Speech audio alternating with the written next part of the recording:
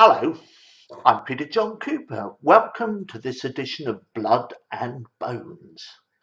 As I've been writing this vlog, I've been thinking about how I fit into the world and how my characters are part of that process. So today's episode, part 5, I'm calling The Art of Engagement.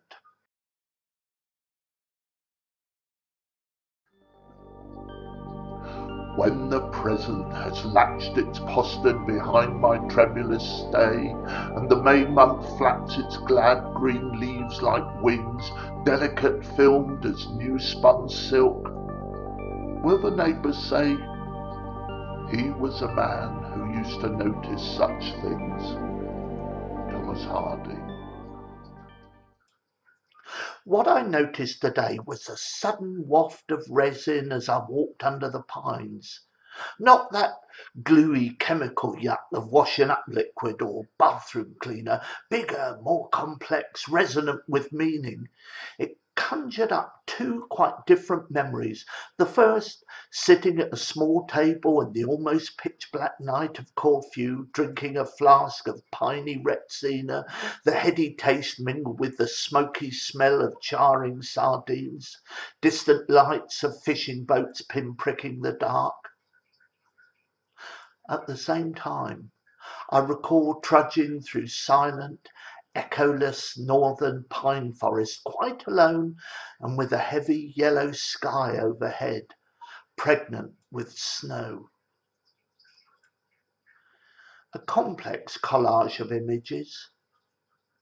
I hope you find something to notice today.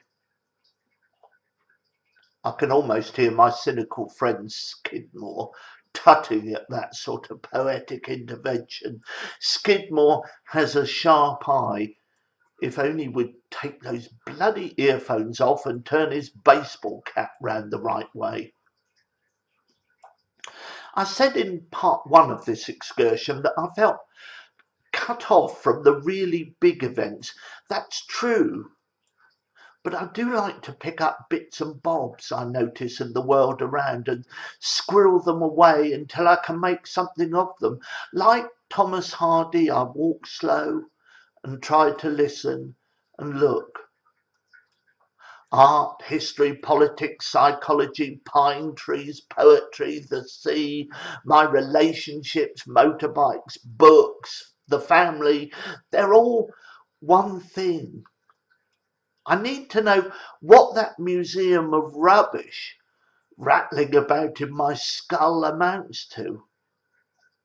And whatever I write, comedy, drama, pantomime, murder, mystery, they all go to reveal who I am in some small way.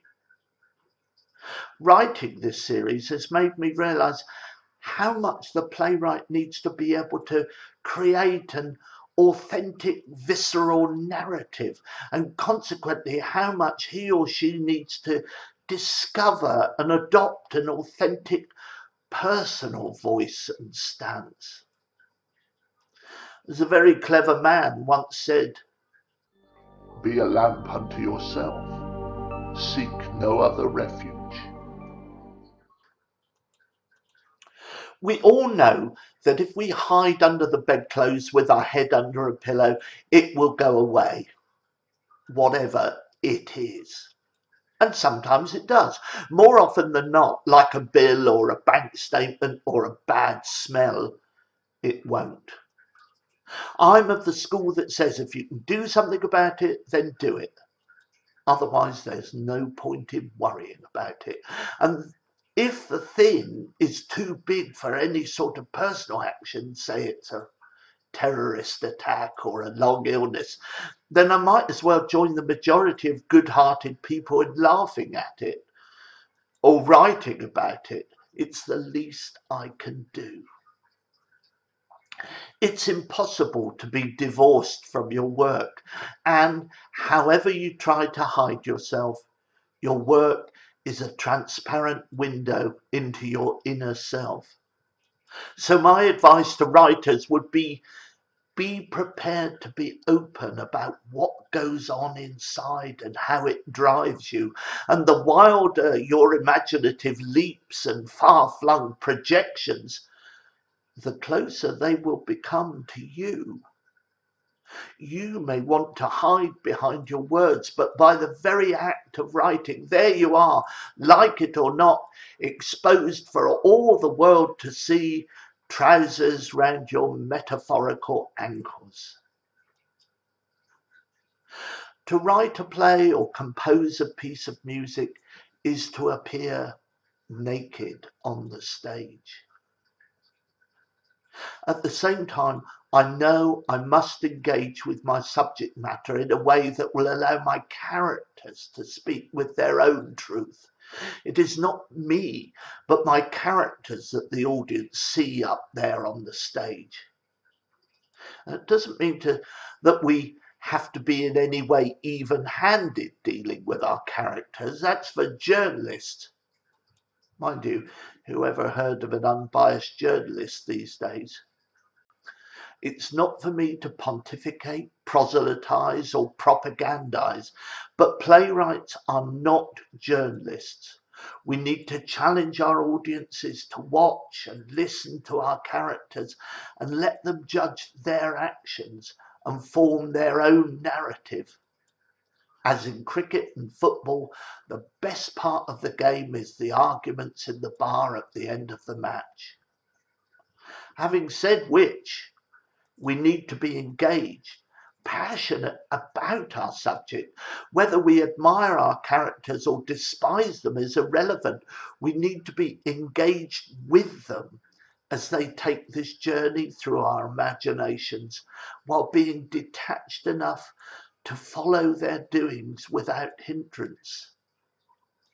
Those characters must be given the right to roam freely.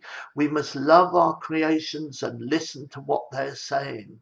We must find out every single thing that it's possible to know, drawing from the ragbag of our imaginations, conversations we've overheard, journeys we have taken. Fact or fiction, however much we despise our characters, we must believe their every word and report it faithfully. When I was commissioned to write about Thomas Hardy's first wife, Emma, by As One Theatre Company, I thought that I would be dealing with someone silly and vapid and very neurotic. That's what the biographies led me to believe anyway. But by the end, she was no longer a figure of fun rolling down the high street in Dorchester on a bicycle, her bloomers flapping in the wind like a barrage balloon. I came to admire and respect her. And by following her character through my play, I came to see a reality that was far more than the historical biographers allowed. Once I had seen her in situations that I had invented for her, which may well have happened, and once I had heard her voice speaking, I knew more about her than any academic. Putting her in a garden with her mother-in-law and hearing the ensuing arguments, I understood. Her silliness became an understandable frustration and a logical result of her age, and as a result of being hemmed in by being married to a celebrity and by her own upbringing. Her in-laws, so closely associated with the small town where Thomas and Emma lived, were able to manage local opinion of her. And that opinion informed later biographies. None of this would have stood up in a proper biography. After all, I had nothing to support this view but my imagining. But I think I was able to reconstruct her character, so much so that this was more than guesswork and certainly not untruthful. I hope I was able to give Emma some sort of redemption through my words. But her redemption was of her own doing. demonstrated through the character that grew as the play grew. All I had to do was to observe and transcribe her progress.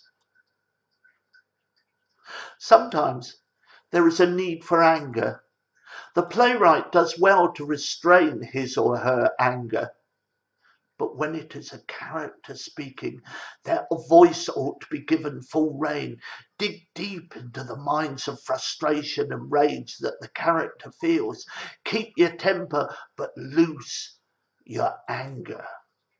Write with shaking hands on the keyboard. Howl with anguish as you work, but do it on behalf of your character. Let them give vent to every buried emotion. You are like the hunter dipping his hands in the blood of the creature he has just killed and smearing that blood over his own face and those of his audience standing round. The playwright should dip their hands in the anger and display it proudly on their cheeks. To be engaged doesn't mean the playwright has to be serious with a capital S. I've written comedies, pantomimes, murder mysteries and biographical pieces. I hope they are all entertaining in their own way, but I also hope that each one contains a few nuggets of truth about being human, mined from observation of the way the world works and how people work within it. Writing plays, creating characters and situations is one of the best ways I know for understanding people, their inner lives and the world as it is. And whether you create serious drama or pantomime, every word you write is a mirror held up for you to peer into. I hope I'm engaged enough with my subject matter for characters and situations to leap out at audiences and remain with them and bother them until they are in the bar after the show at least. We need to work closely with directors, actors, producers, urging them to be bold and give writers the encouragement and resources to be as brave as they can be. If a writer is prepared to appear naked on stage and to engage with their characters on stage in a bizarre ritual of cruel truth-telling, thereby showing up their own foibles and weaknesses, then they need to be supported by an arts establishment and given the means to attract a whole new engaged audience. So I'm going to cling to my bit of galloping cognitive bias for the time being, and agree with me or not, I hope you will trust me enough to stay with me for the ride, because the next chapter develops the real reason why I'm banging on about cognitive bias and conspiracy so much. Why does Homer give us descriptions so much more vivid than all the poets?